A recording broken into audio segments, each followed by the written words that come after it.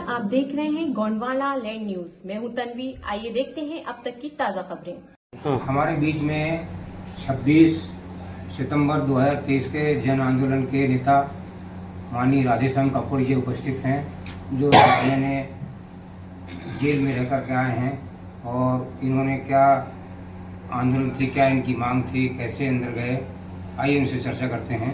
अपने भोपाल प्रवास पर हमसे एक मुलाकात में श्री राधेश्याम कपूर से बातचीत करते हैं। आइए।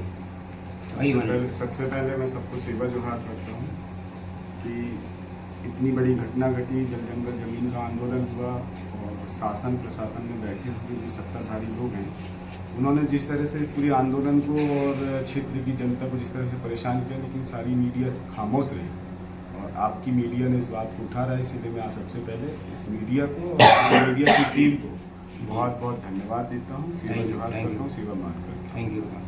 और रही बात जो आंदोलन था हमारा, जल जंगल जमीन को लेके था और जो हमारे ट्राइबल क्षेत्र के लिए जो भारतीय संविधान के भाग 12 वित्त में जो है 275 की राशि है, जो जनजाति क्षेत्र में के विकास के लिए उनको लगाना है। इसका राशि जो है केंद्र सरकार और राज्य सरकार जो है उसका आवंटन करती है और जो कभी उस राशि को दूसरे मदों में खर्चा नहीं किया जाता।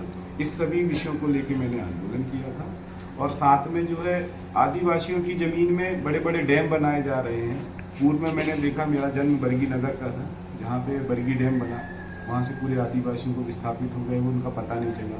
ओमकारेश्वर डैम बना, वहाँ पे भी आदिवासियों को। अच्छा सर, ये बताइए भोपाल जो डैम बन रहा है वो कितने क्षेत्रफल में बन रहा है, कितने गांव प्रभावित हो रही, कितनी पब्लिक प्रभावित हो रही? जी, तो जो भोपाल परियोजना को लेकर जो मैंने आंदोलन किया था, भोपाल जिला उमरिया भोपाल जो कटनी और उमरिया जिले के बीच में है। तो कितने क्षेत्र, कितने एकड़ जमीन में? जो है 8-8.5 हजार हेक्टेयर जमीन, 82-85 हजार हेक्टेयर जमीन में वो परियोजना बननी है, जिसपे 14 पंचायत को उन्होंने लिस्टेड किया, लेकिन उसके साथ में जो है 114 गांव डूब में आए।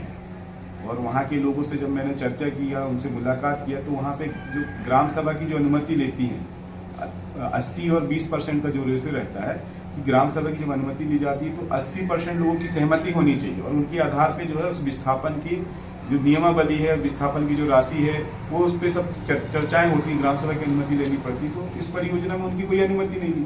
जब मैं उनसे मुलाकात किया तो उनसे जब मैंने चर्चा किया तो उन्होंने बताया, सर हमको कोई जानकारी नहीं और हमारे क्षेत्र में जो है परियोजना बन रही, हमारी जो कृषि युक्त जमीन थी सारी डूब जाएगी, तो हम कहाँ जाएंगे। तो मैंने इस बात को मैंने बोला कि डैम ही बनाना है, यदि कृषि को सिंचित करना है। उनका टारगेट था कि 85 हजार हेक्टेयर जमीन को सिंचित करना। तो मैंने बोला यहाँ पे तुम 8-8.5 हजार हेक्टेयर जमीन को डुबा रहे हो, 85 हजार हेक्टेयर को सिंचित कर रहे हो, यहाँ के किसानों को बेदखल कर रहे हो, तो आप कटनी को डुबा दो, कटनी शहर को डुबा दो। जितने भी घर में बने हुए हैं उनको हमारे किसान जो है 1 एकड़ जमीन देके आप पुनः बिल्डिंग बनवा देंगे। मैंने इस तरह से मैंने अपनी बात। किसानों को मुआवजा के लिए सर कुछ नहीं मिला? मुआवजा अभी कोई मुआवजा नहीं मिला है। विस्थापन उन्होंने तय की है, विस्थापन के लिए जगह तय नहीं की गई, अभी कुछ भी तय नहीं की गई है। जो विस्थापन अधिनियम में 2013 की धारा 4 उसका पूरा उल्लंघन किया गया है। इसीलिए मैंने जो है इस आंदोलन को 3 चरणों में मैंने आंदोलन रखा था। पहला चरण था मेरा 25 अगस्त का, दूसरा चरण था मेरा 13 सितंबर का, तीसरा चरण था उमरिया का। तो पहले 26 तारीख, हाँ, पहला चरण जो था मेरा 25 अगस्त का था, जो मानपुर विकास खंड क्षेत्र में था। पूरे आदिवासी वहाँ पे जो है जो बांधवगढ़ नेशनल पार्क है, उस बांधवगढ़ नेशनल पार्क में 132 गांव को विस्थापित किया जा रहा था। तो वो भी उस मेरे जो आंदोलन में वो सभी लोग शामिल थे और वहाँ पे लगातार जो है हाँ अभी रुका नहीं पड़ा है। 12-13 गांव विस्थापित हो चुके हैं और इसके साथ साथ में जो है वहाँ पे बाघों का बहुत हमला है।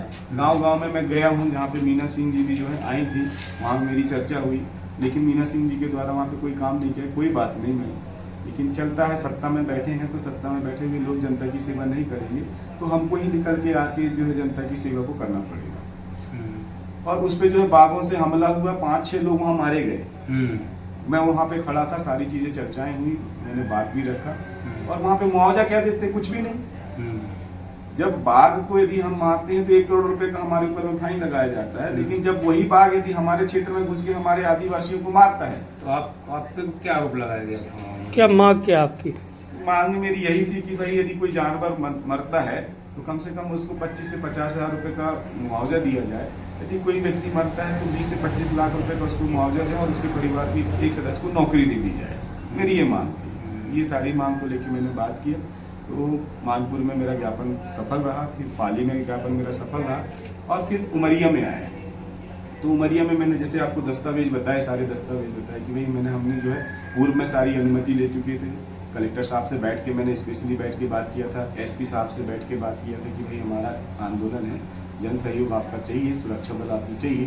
तकरीबन जनसंख्या जो है 25 से 30 हज़ार जनसंख्या आएगी, तो उनकी सारी चीज़ों की व्यवस्थाओं को आपको देखना है। ये सारी चीज़ें थी। जब ये पूरी घटना घटी, हमने देखा कि भाई आदिवासी लोग आंदोलन कर रहे हैं, हम सब लोग आंदोलन कर रहे हैं, जल जंगल जमीन की बात कर रहे हैं, विस्थापन की बात कर रहे हैं। हमारे ज़मीनों में जो है अभी वहाँ पे संजय गांधी विद्युत ताप परियोजना बना दी गई है।